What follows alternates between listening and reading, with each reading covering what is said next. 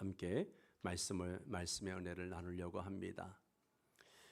지금 여호수아는 자신의 죽음을 앞두고 백성들에게 고별 설교를 하며 지금까지 이스라엘을 위해 행하신 하나님의 놀라운 구원 역사를 낱낱이 회고하고 있습니다.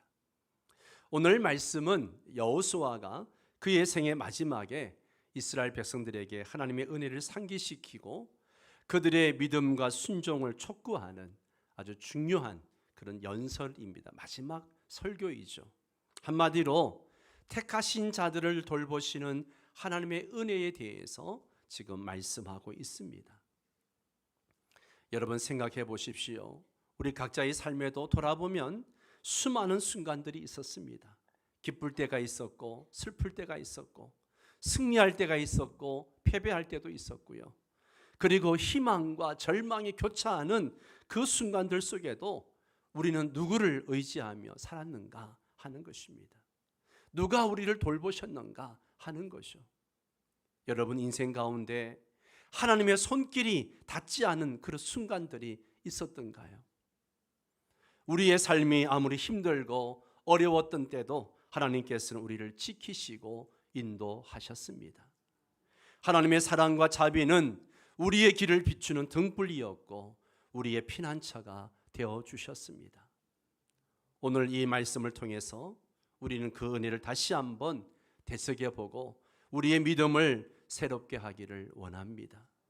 하나님께서 우리에게 베푸신 그 놀라운 은혜를 기억하며 감사와 찬양으로 나아가는 그런 시간이 되기를 축원합니다. 오늘 본문은 크게 세 부분으로 나누어 생각해 볼 수 있습니다. 첫 번째는 택한 자를 부르시는 하나님이십니다. 택한 자를 부르시는 하나님. 하나님은 때가 되면 영원 전부터 복 주시려고 택정한 자들을 부르십니다. 하나님이 갈대아 우르에서 메소포타미아 신들을 섬기던 아브라함을 부르신 사실이 이를 잘 증거해 주고 있습니다. 하나님의 부르심을 받기 전까지 아브라함은 단지 우상 숭배자에 지나지 않았습니다. 이 3절을 보면 아브라함의 아버지 데라와 그의 형제들이 강 저편이라 그랬습니다. 유브라테스 강 동쪽에 거주하면서 다른 신들을 섬겼음을 이야기하고 있는 것입니다. 이는 이스라엘의 조상들이 원래는 하나님을 알지 못하고 우상을 섬기던 그런 자들이었다는 겁니다. 하나님께서 아브라함을 그 땅에서 이끌어내어 가나안으로 인도하셨으며 그의 자손을 번성하게 하셨습니다. 이는 하나님의 주권적인 선택과 은혜를 이야기하고 있는 것입니다.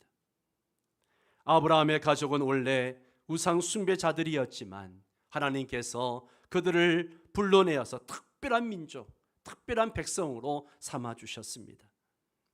이스라엘 백성들은 자신들의 신앙과 역사가 우연히 시작된 것이 아니라 하나님의 특별한 계획과 섭리에 의한 것임을 깨달아야 합니다. 그럴 때 그들의 신앙을 더 견고히 하고 하나님의 인도하심에 감사하는 마음을 가지게 됩니다. 아브라함을 이렇게 부르신 하나님은 오늘 저와 여러분을 또한 그렇게 부르셔서 하나님의 자녀로 삼아 주셨습니다. 우리도 하나님을 알지 못하고 다른 신들을 섬기던 자들이었습니다. 하나님의 진노의 가운데 있던 자들이었고 한마디로 허물과 죄로 죽었던 자들입니다. 그런데 하나님은 온 우주 만물 가운데 우리를 부르셨습니다. 그 많은 사람들 가운데 왜 나를 택하시고 부르셨는가 하는 질문은 어리석은 질문이에요. 하나님은 당신의 절대 주권을 가지고 온 우주 만물을 지금도 통치하시고 당신의 뜻대로 주장하시는 주권자가 되십니다. 그런 하나님이 나를 부르신 것은 하나님의 은혜가 아니고는 다른 것으로 어떻게 설명할 방법이 없습니다. 하나님의 일방적인 은혜, 그 은혜로 나를 택하시고 부르셨습니다. 부르심에는 조건이 없습니다. 자격이 없어요. 우리에게 어떤 무엇을 요구하지 않으셨습니다. 그냥 부르셨어요. 이사야는 이 부르심을 이렇게 말씀하고 있습니다. 이사야 43장 1절을 함께 읽습니다. 야곱아, 너를 창조하신 여호와께서 지금 말씀하시느니라. 이스라엘아 너를 지으신 이가 말씀하시느니라. 너는 두려워하지 말라. 내가 너를 구속하였고 내가 너를 지명하여 불러나니 너는 내 것이라. 아멘. 아멘. 이 말씀은 우리 모두가 너무나 좋아하고 사랑하는 말씀이에요. 여러분, 이 말씀의 의미를 아십니까? 하나님께서 우리를 창조하셨다고 합니다. 야곱아 너를 창조하신 여호와께서 이제 말씀하시느니라. 하나님께서 우리를 창조하셨다는 것은 우리가 하나님의 특별한 존재이고 하나님의 작품임을 말씀하고 있는 거예요.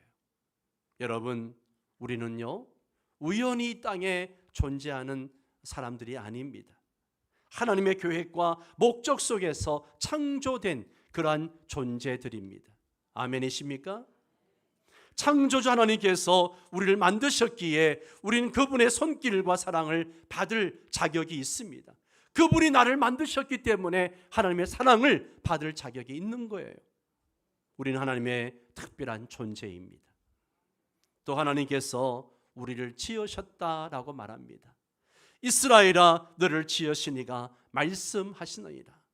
하나님이 우리를 지으셨다는 것은 하나님께서 우리의 삶의 모든 순간을 지금도 살아계셔서 주관하시고 우리를 세밀하게 돌보신다는 놀라운 의미가 담겨 있습니다.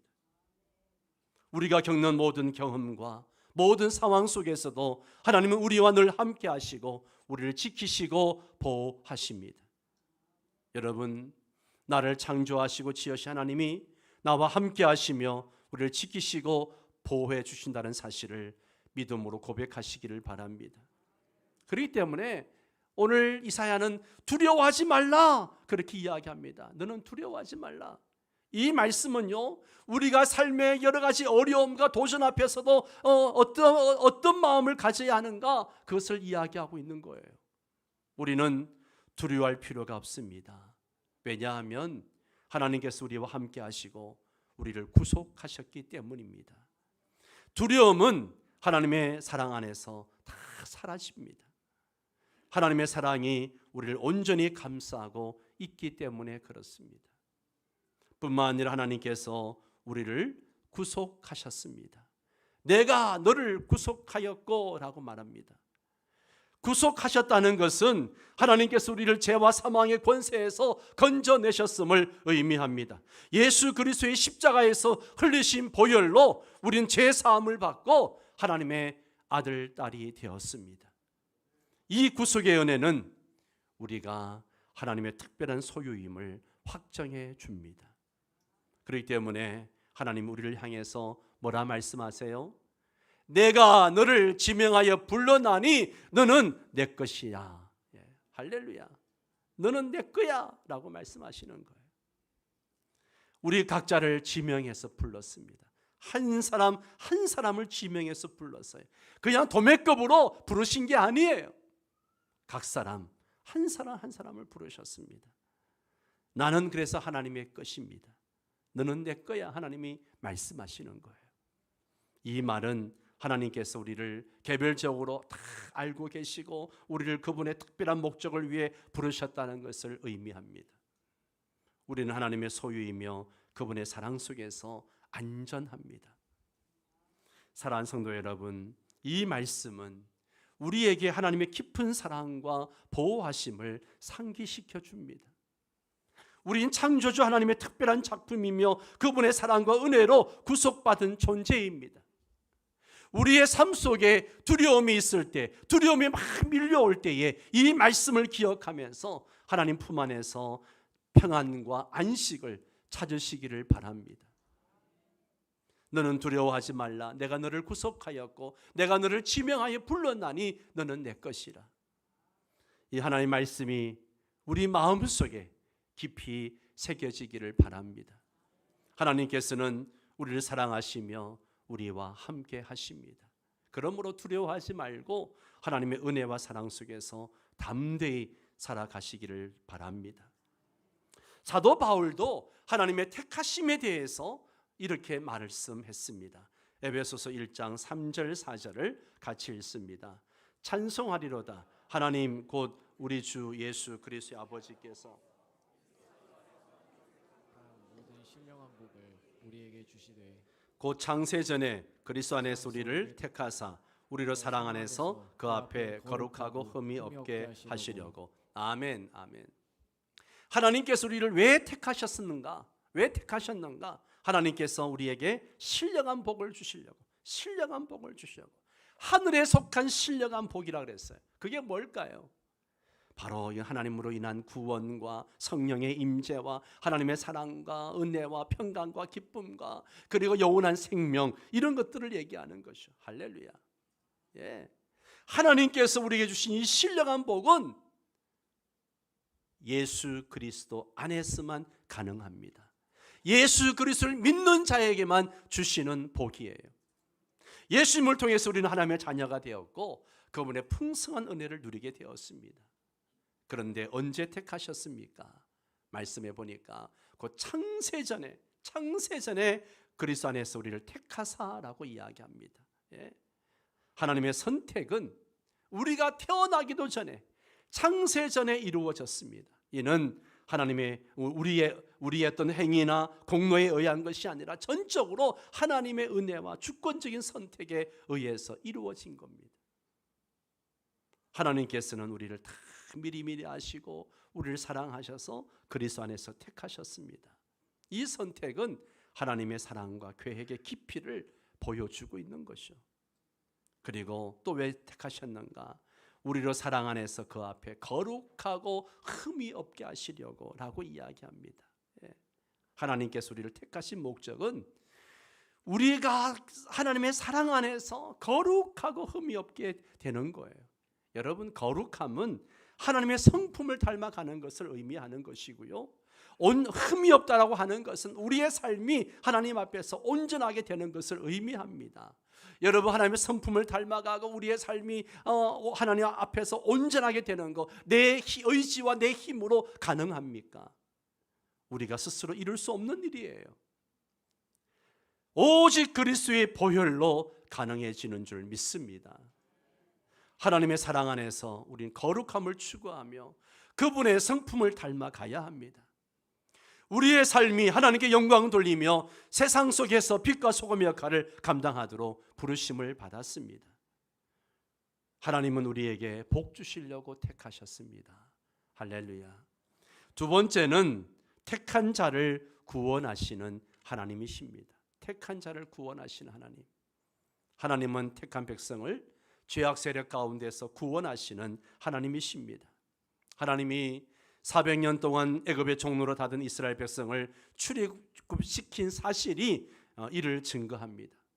구원의 때가 되매 하나님께서 모세와 아론을 지도자로 보내셔서 마침내 이스라엘을 애굽에서 인도해 내신 겁니다.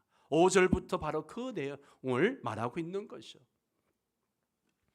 내가 모세와 아론을 보냈고 또 애굽에 재앙을 내렸다. 내가 그 가운데 행하여 너희를 구원해 냈다라고 말씀하시는 겁니다. 그리고 앞에는 홍해 바다요, 뒤에는 애굽 군대가 뒤쫓아올 때도 바다로 그 군대를 덮은 분이 누구냐라고 묻고 있는 거예요. 내가 그렇게 너희를 인도하지 않았느냐라고 말씀하십니다.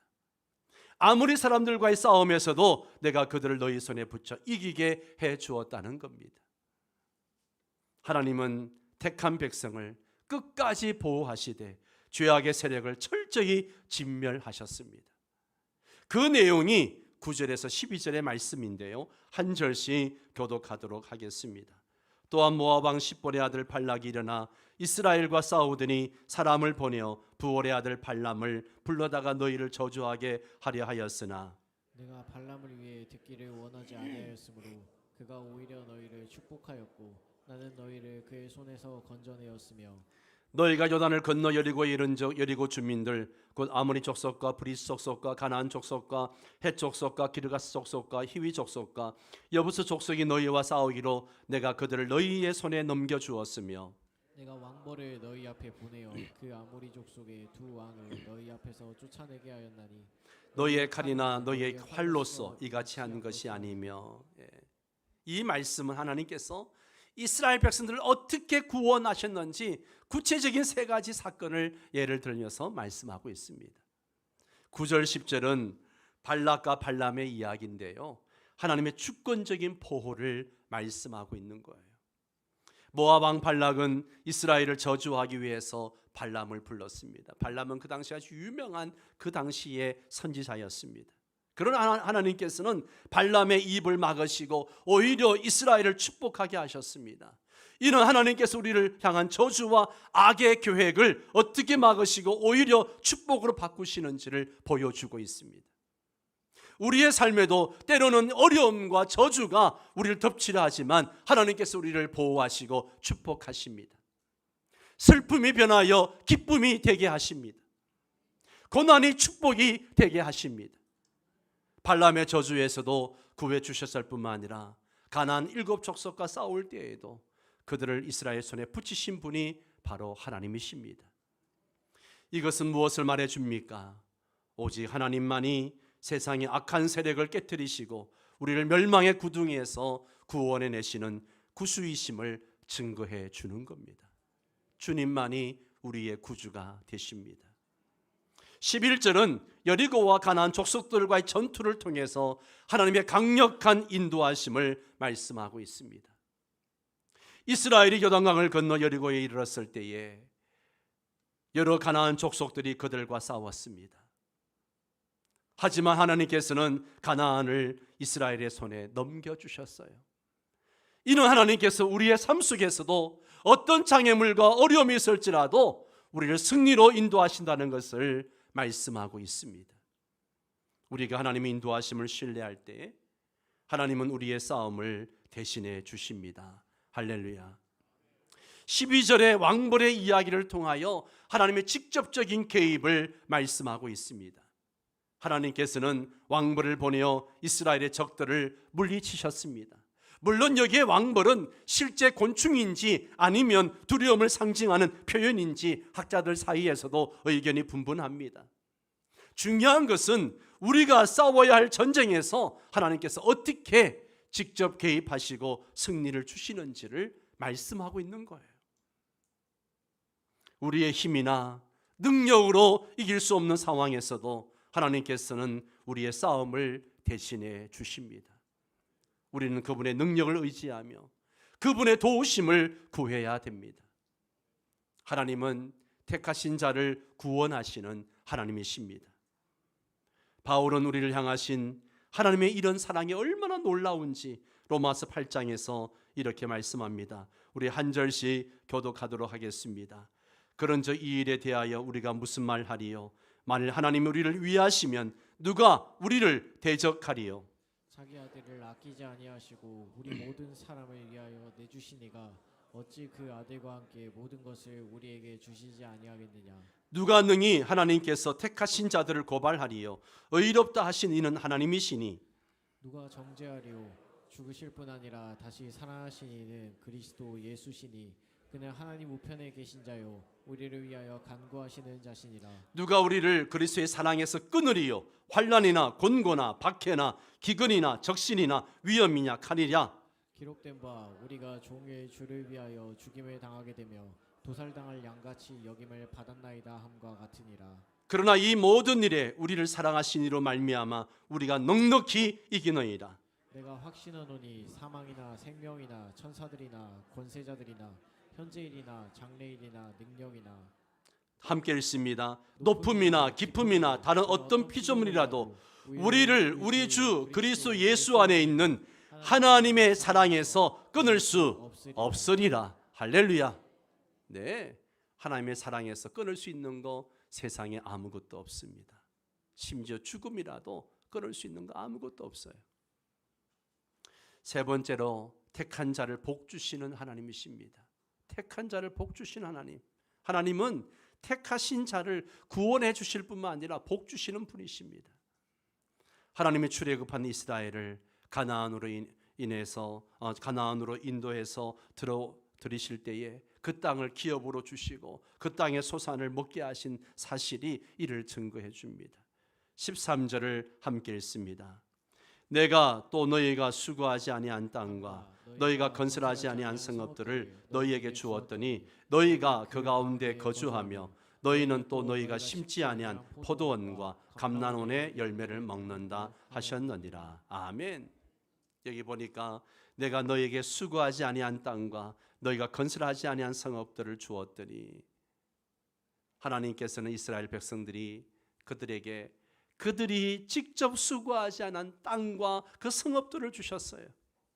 이스라엘 백성들은 그들이 직접 일구지 않은 땅에서 거주하면서 건설하지 않은 성읍에서 살게 되었습니다. 이는 그들의 능력이나 공로가 아닌 전적으로 하나님의 은혜로 주어진 겁니다. 우리의 삶도 마찬가지입니다. 우리가 누리는 많은 것들이 우리의 힘이나 노력으로 이루어진 것이 아니라 하나님의 은혜로 주어진 것들입니다. 우리가 날마다 마시는 공기, 먹는 물, 이 바람과 햇빛과 비와 또 이런 것뿐만 아니라 우리의 가족과 일터와 건강과 모든 이웃들과의 관계, 모든 것이 하나님의 은혜임을 기억하시기 바랍니다. 내가 노력해서 얻어지는 것들이 아니에요. 우리가 노력하고 수고하는 것은 중요하지만 그 모든 노력의 결과는 하나님께서 주신 은혜로 인해 가능하다는 겁니다. 또 여기 보면 너희가 그 가운데 거주하며 너희가 심지 아니한 포도원과 감나는 열매를 먹는다라고 했습니다.